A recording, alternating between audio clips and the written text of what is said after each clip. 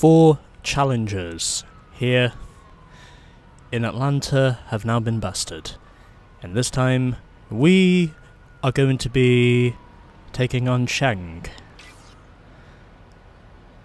Challenge Cheng from the Unbeatable Street Racers. He drives a Mitsubishi Lancer, race 1 of 3. Okay, let's go.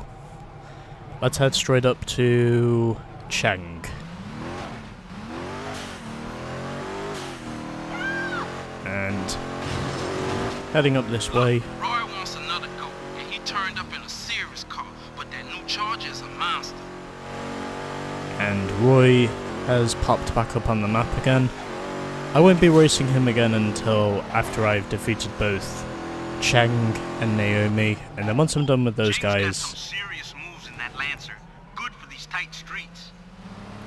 And then once I am done with Cheng, I will then take on Naomi. And then once I am done with Naomi, I will take on Roy again, because it looks like Roy is wanting a rematch. Can't really say that surprises me. I also doubt that's going to be the last time we'll be seeing Roy among our challengers here. Anyways, let's get ready to race. I might also consider changing the vinyl whilst I'm at it. Ooh, I do like the looks of that Lancer. That Mitsubishi Lancer looks pretty much like a badass. That's definitely a badass car I'm looking at there. No question about that. Anyways. And it looks like all of my competition are driving Lancers.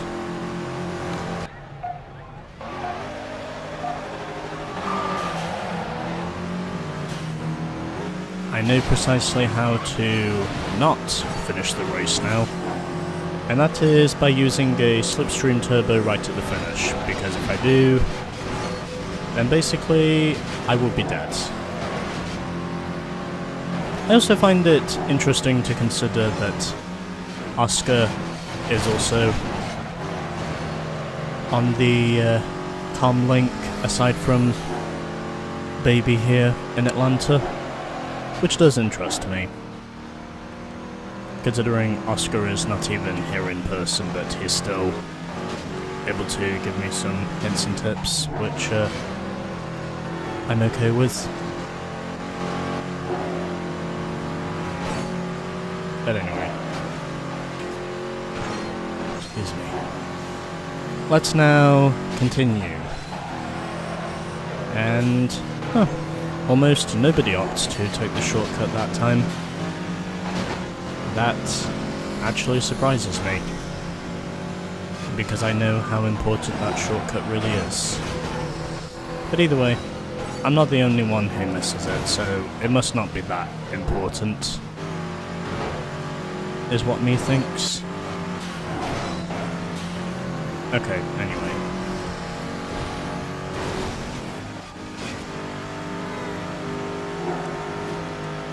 Let's see if we can get a rhythm going.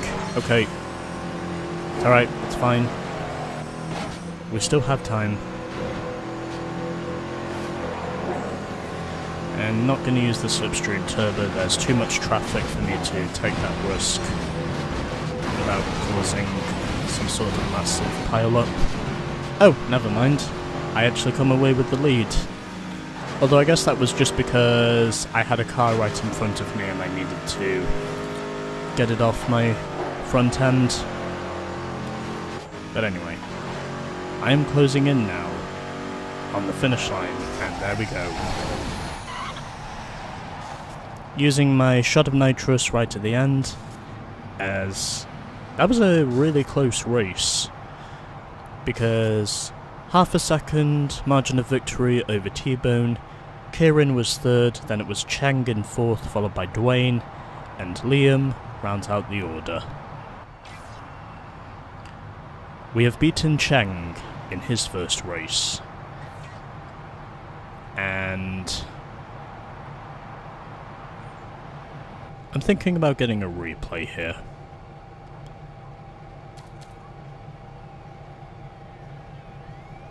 No, I'll wait until after the...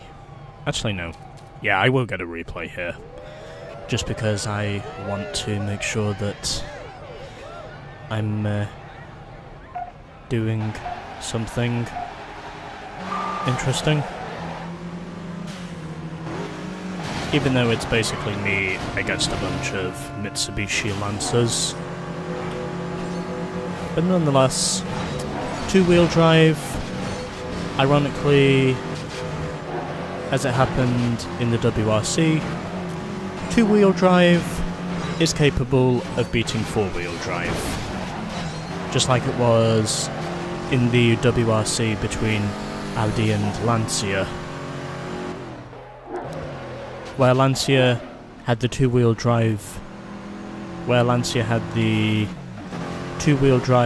037, and Audi, of course, had the all-conquering Quattro, which many people could argue is what changed the course of the World Rally Championship forever, because it was the first car to win the championship using four-wheel drive.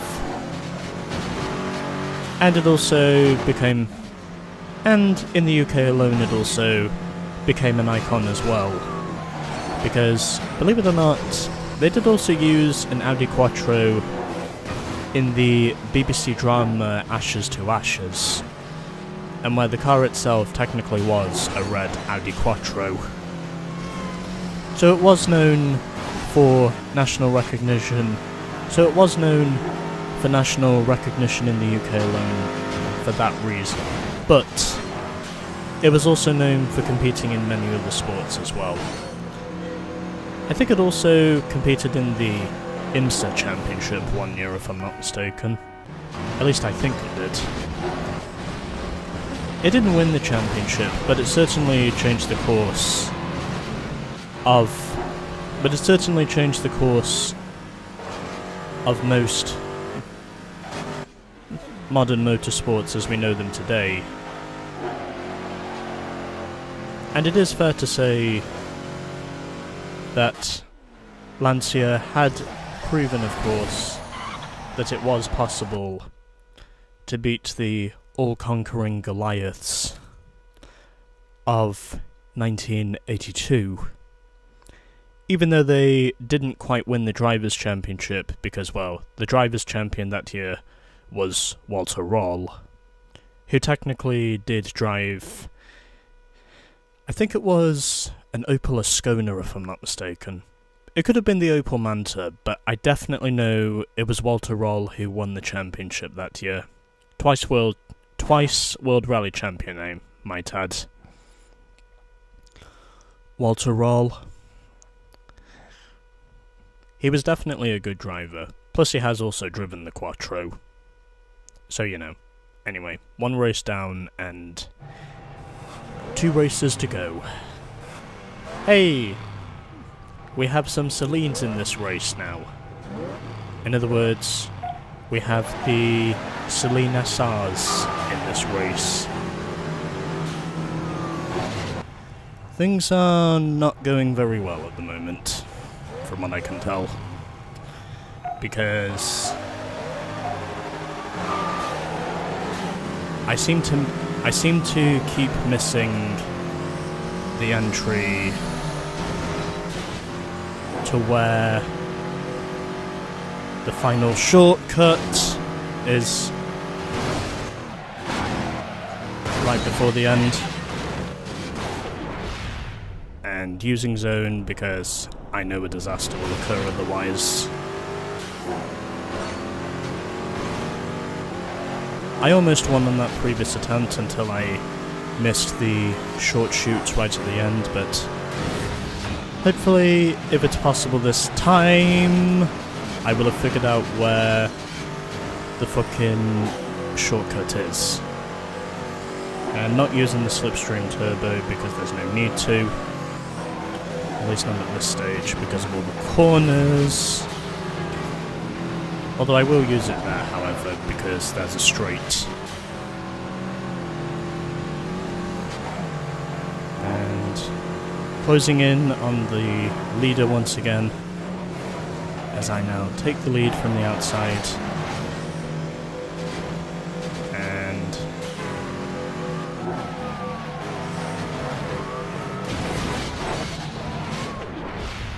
also using the zone whilst I'm at it, because I want to make sure that I keep my car under control, and I am now right behind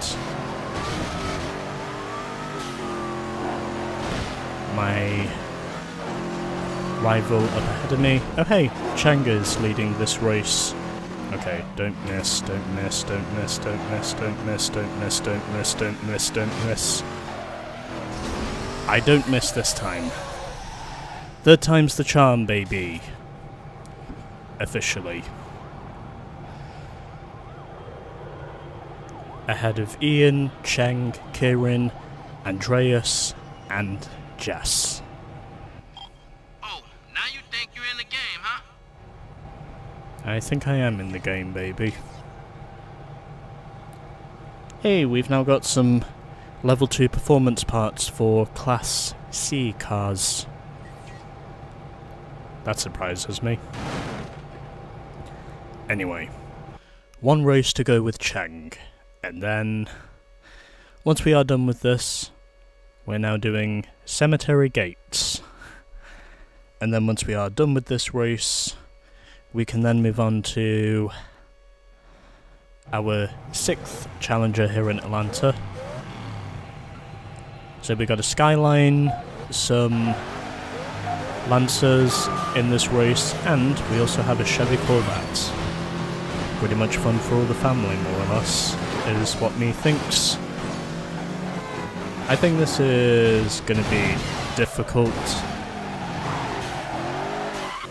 I think this one is going to be a difficult one to navigate from what I can tell.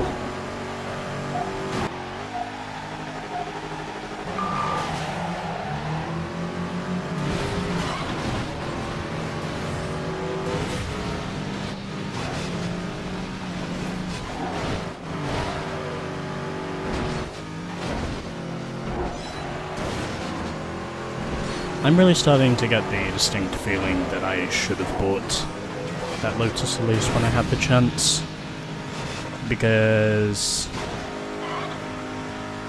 I'm really starting to wonder if this was really my best choice to go with here in Atlanta.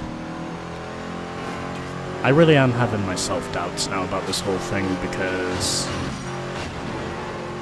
well, to put it simply, I have not been doing very well up to this point, because I seem to keep seeing myself going basically head-on into a wall, and most of the time it hasn't been through any errors of my own. The AI have just been forcing me in there, even though I have been trying my damnedest to avoid being involved in their mistakes.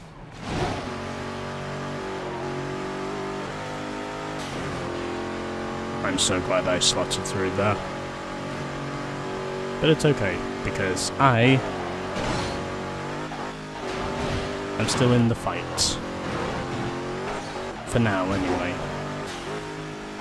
I had trouble seeing what was going on all the way over there, but I'm out front this time, so maybe this game might actually throw me a bone this time. If I can manage to